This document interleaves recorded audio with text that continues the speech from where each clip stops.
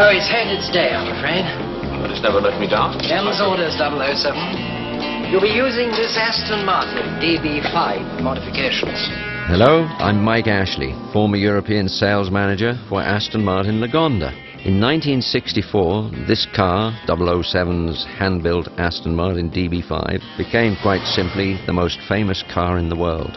In fact, just as stars today now tour to promote films, the James Bond filmmakers sent the Aston Martin out to promote Goldfinger, and I was the lucky guy who got to take the car out and show it to the world. We've managed to uncover some footage of the DB5 from that era, and we wanted to share some of these rare images with you. The world first became familiar with 007's gadget-laden car during the week of the world premiere of Goldfinger in London. This footage was shot on a day when we invited all the press out to get familiar with the car. As sharp-eyed viewers should be able to tell from the differences in the interior switches, our mechanics had re-engineered the gadgets on the vehicle, turning it into a promotional car outfitted especially to show at public events. The press also got to see some of Q's devices that are not featured in the film, like the radar scanner hidden in the wing mirror, the telephone in the driver's side door, and the tray under the driver's seat for holding a hidden gun. On the day of the film's premiere at the Odeon, Leicester Square on September 17, 1964, the BBC ran this report with Kenneth Alsop showing the features of the DB5. Wimbledon Common doesn't seem the likeliest place for car deals, but he was where he said he'd be, and with that sleek grey rocket ship.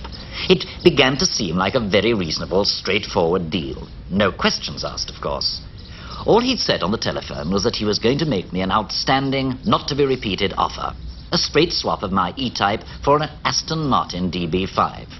Also, he said, the DB5 had some accessories and special gear he thought would appeal to me.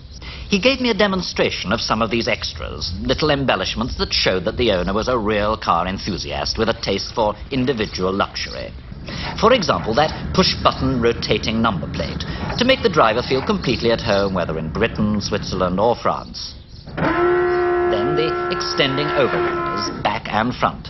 Not exactly for ramming other cars, but for nudging them over a bit when you're short of parking space. Just for a second, I was a bit less sure about those twin Browning machine guns that slid out of the blinker apertures. I didn't see an immediate, everyday use for them, except perhaps for giving the odd traffic warden a quick burst. But I must admit that I was straight away sold on those two very handy gadgets hidden in the rear fins. That funnel for pumping oil under the wheels of those rotten drivers who always stay right on your tail, and the shower of tin tacks on the other side for the really stubborn road hogs. There was another notion I took to, that tyre slasher on the near side rear hub to discipline drivers who sneak into a parking space just ahead of you. And there was that steel screen that rose out of the boot to protect the rear window. Bulletproof, the dealer said amusingly. I thought the radar screen disguised as a radio was rather natty, and its scanner hidden in the wing mirror. In fact, altogether I was really taken with the car. There didn't seem any need to hum and haw, so we clinched the deal on the spot, and off he drove in my old E-Type, which now frankly seemed pretty bare and unimaginative.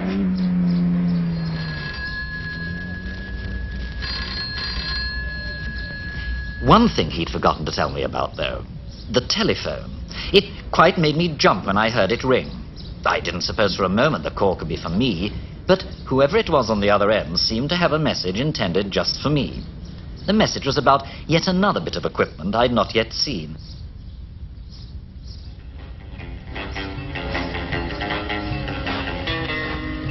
That hidden drawer under the driver's seat and its contents. Something, the caller said, I'd better take care of, or they be taking care of me. I wonder what they could be talking about. I wonder if I could get my E-Type back.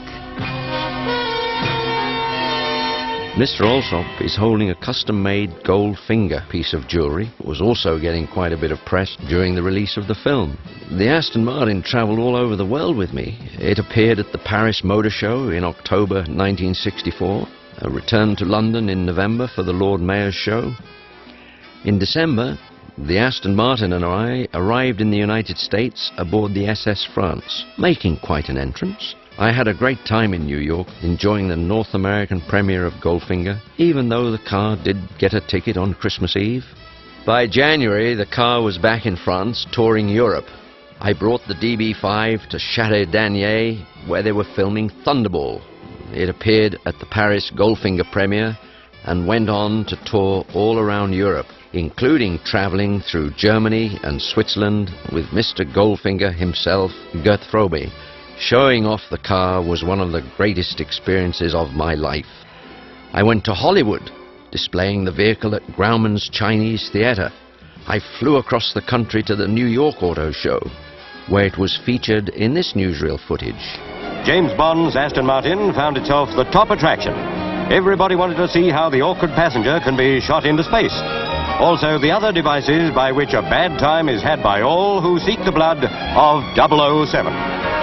The car not only starred in 2 007 films, but also in a number of commercials. This one, for Burton Slacks, offers only a brief glimpse of the car. The James Bond 007 Slacks, only at Burton. Simon Eye's Car Wax, on the other hand, was eager to take advantage of the DB5's status. Simon Eye's wax protection against road chemicals, fumes, rust, corrosion. That can do a car in before it's quite paid for. How do you get this protection? Vista Cleaner Wax. Vista cleans, shines, protects in one step. Protects edges of doors, fenders, chrome, full works. Give your car Simon Eye's wax protection with... Sorry, old girl, wrong button. With Vista One-Step Cleaner Wax from the Simon Eyes chaps. I went with the DB5 to San Francisco, Portland, Seattle. I took 007's Aston Martin down to the famed Grand Prix race at Laguna Seca, where it appeared as the pace car, driven by Jackie Stewart with my girlfriend as the passenger. The police staged a James Bond contest in Philadelphia, and I later went to Miami, causing problems with the smoke canisters again. Everywhere I went, I was wined and dined and given the royal treatment, all because of Bond. Even a year and a half after its debut, the car was still attracting crowds. On April the 4th, 1966, we were privileged when Queen Elizabeth and the Duke of Edinburgh visited the Aston Martin Lagonda Motorworks. The Mayor of Buckingham escorted the Queen and Duke on their brief visit to the county. The Aston Martin works were included in the Whirlwind Tour. Here are produced the ton-plus cars dear to the heart of fast motorists throughout the Western world. The only possible objection to these cars is that some of us can't afford one. Exhibit 1 here is the James Bond car, lethal front, back or inside. Ian Heggie, 6-year-old son of the works manager, demonstrated a model of it. It was presented to the Queen for Prince Andrew. Number plates to fool spies.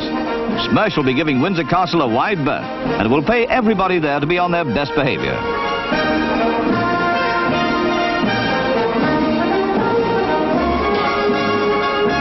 There's a wonderful idea if you're ever chased doing more than 70.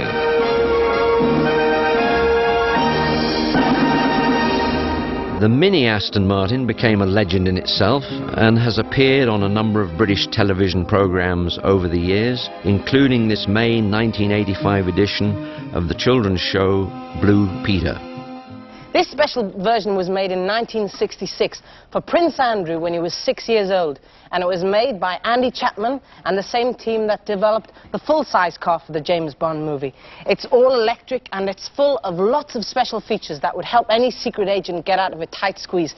For instance, there's front and rear overriders that push out from the bumpers, a sheet of armour metal plating that rises up to protect James Bond's back from his enemies, while at the front, twin machine guns emerge, ready for action. Terrific.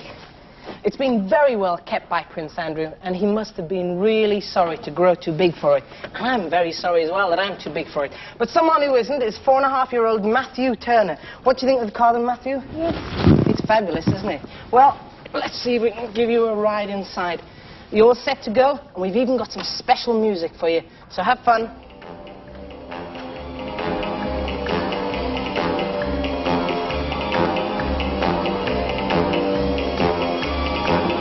Of course, millions of children over the years have owned toy versions of the Aston Martin, like this one, shown at the Nuremberg Toy Fair in 1967.